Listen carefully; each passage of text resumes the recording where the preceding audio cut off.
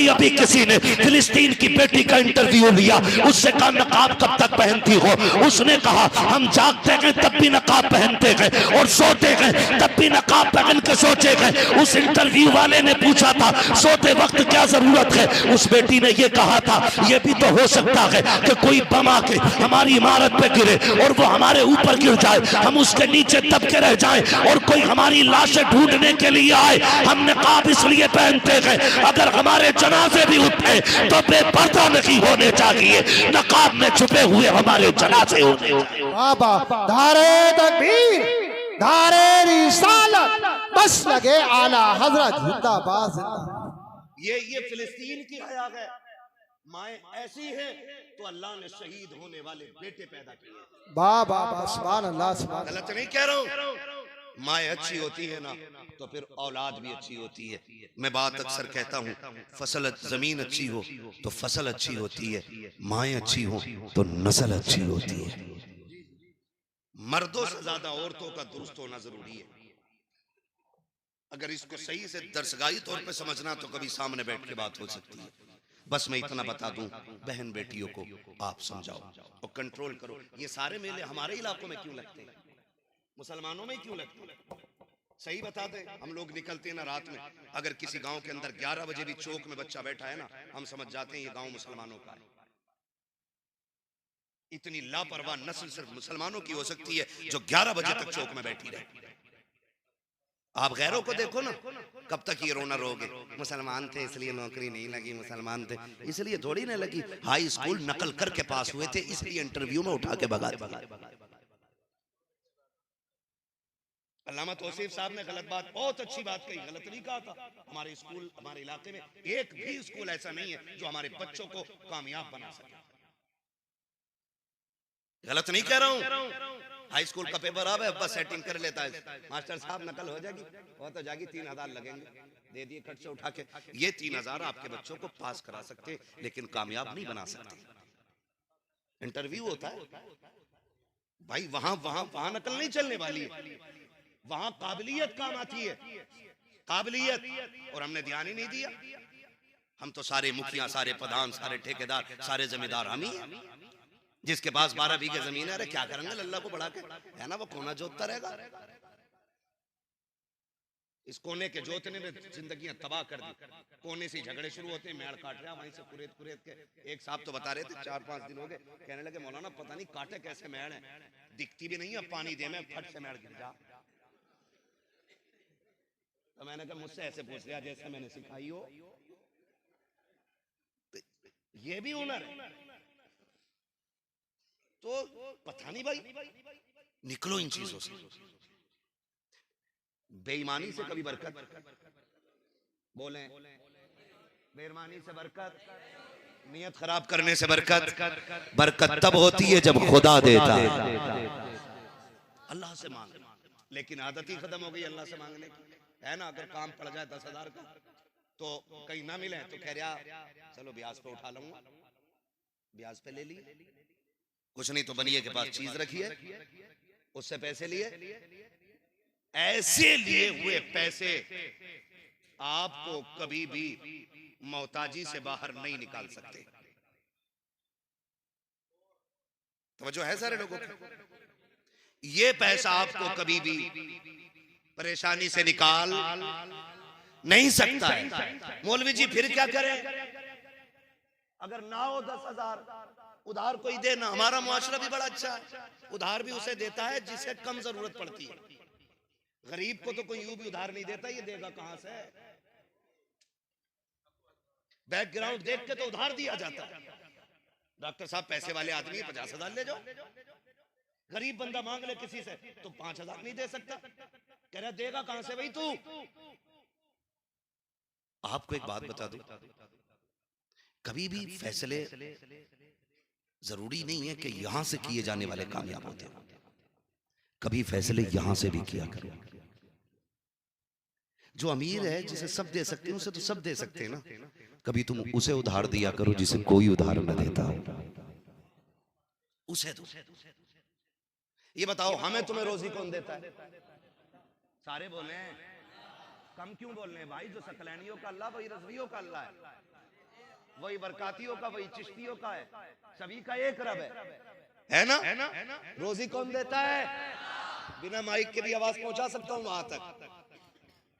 हाँ, पुल आज बना है ढेला का, लेकिन यहाँ की मिट्टी में दम बहुत पुराना है।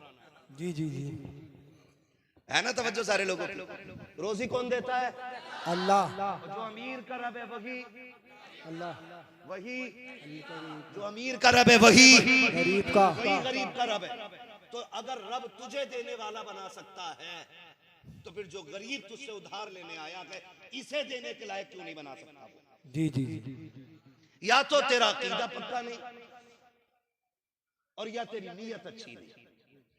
सीधी बात तो ये है, अगर नीयत पक्की है और अकीदा मजबूत है, तो फिर रब की जात पे भरोसा सारों करो। जी जी, कभी उसे भी दिया करो जिसे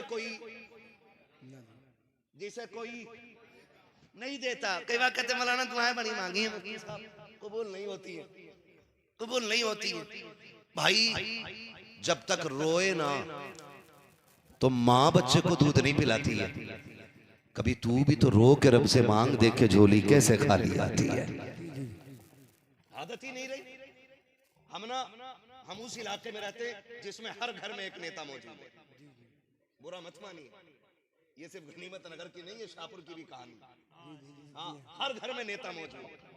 थप्पड़ लग गया, लड़ाई हो गई, अरे चल अभी चलता हूँ, 2 मिनट में FIR करा देता हूँ। वो कहता दूसरा चल मैं तुझे लेके चल रहा हूँ, ठीक है ना? हम लड़ाने के लिए नेता है, निपटाने का कोई नेता हमारे पास नहीं। ये सुन लो कान खोल के।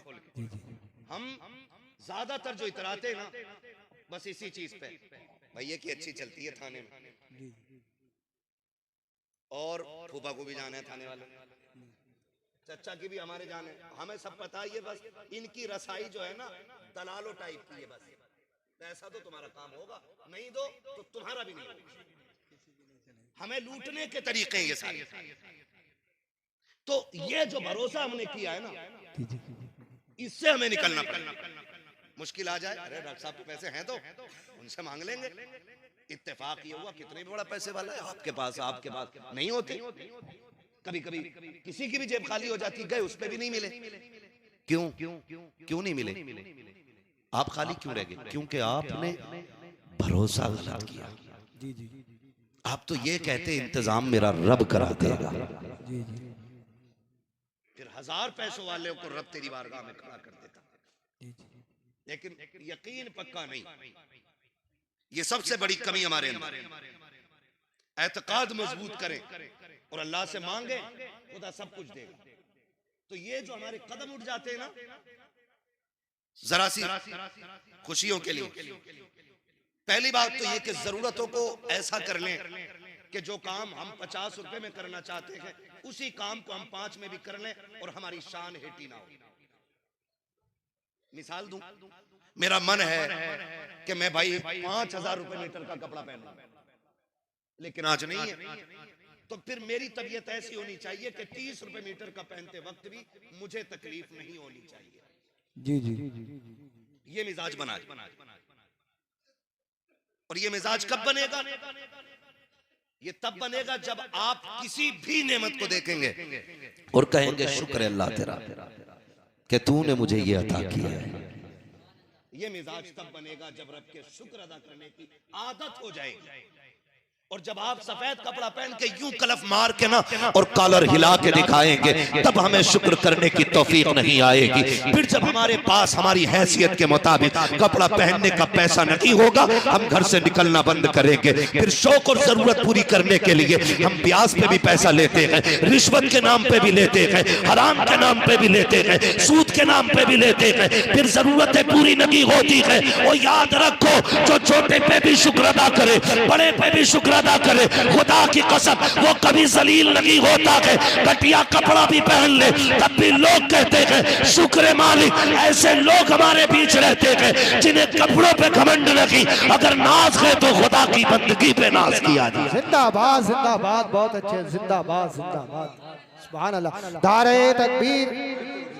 बस तवज्जो कर ले तो इंशाअल्लाह करेंगे ऐसा मिजाज, करेंगे ऐसा मिजाज। कोई घमंड नहीं और इतराने की कोई जरूरत नहीं।